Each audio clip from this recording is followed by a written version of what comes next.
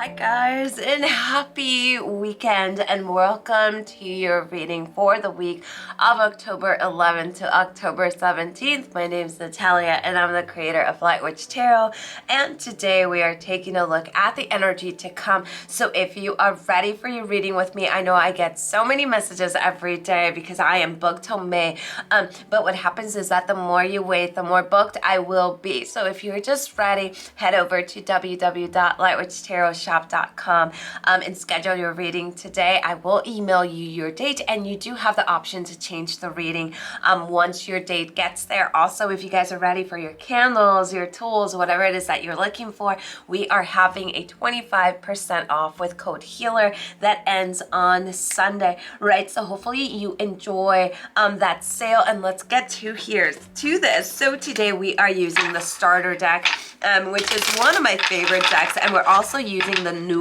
Orleans deck. Now the reason I chose these decks is these two decks are extremely no sugarcoat, and if you've ever had a reading with me, you know that I love the no sugarcoat readings. I don't coat anything, right? So we're definitely wanting to really dive deep now because we're entering a very deep season of working with the shadow. So what we're gonna do is we are going to take out 5 cards. These read really fast, right? So we're going to start with the first one. So we have the energy of the world, right? So when we see the world, this is a time to honor your energy. This is a time to kind of step away from trying to be perfect or trying to meet everybody's expectations of you, right? So there's this ultimate change that's taking place. So you may actually find yourself in the middle of a shift, right? There is also a sense of a lot of fulfillment, a lot of things that maybe failed before are now starting to work with you. So this is a time to really keep your hopes up and to know what you're actually capable of,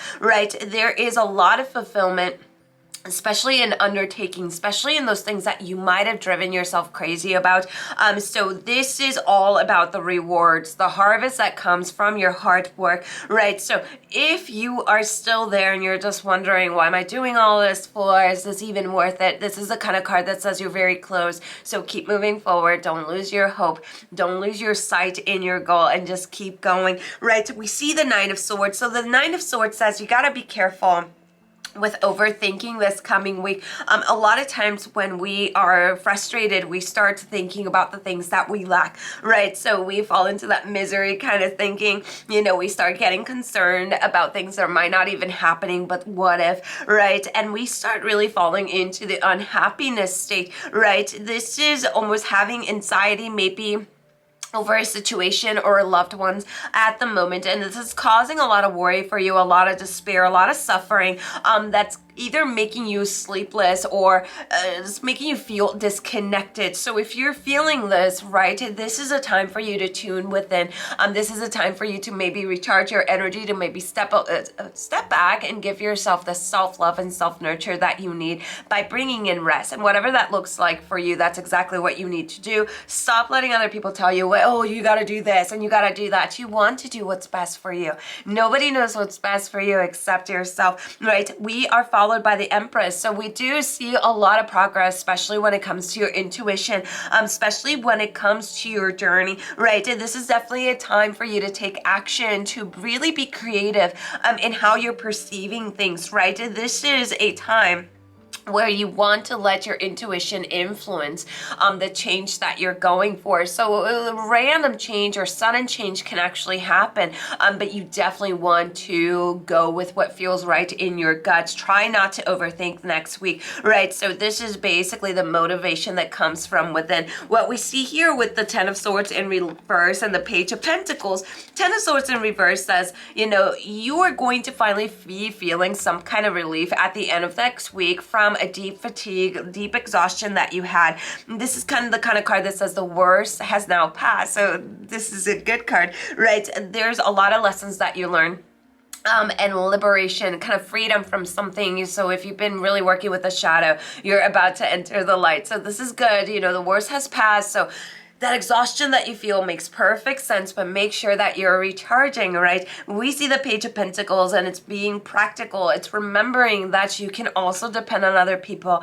Stop feeling that you're a burden. Reach out if you need to reach out, right? But you continue on that journey to seek the abundance that you're looking for, right? And there might be opportunities for you at the end of that week. So as you can see, very emotional week, but also very worth it. So what we're going to do now is we're going to pull out the last card. And we're going to pull out the card from the Ancestor Spirit Oracle. So we're going to pull out one of these.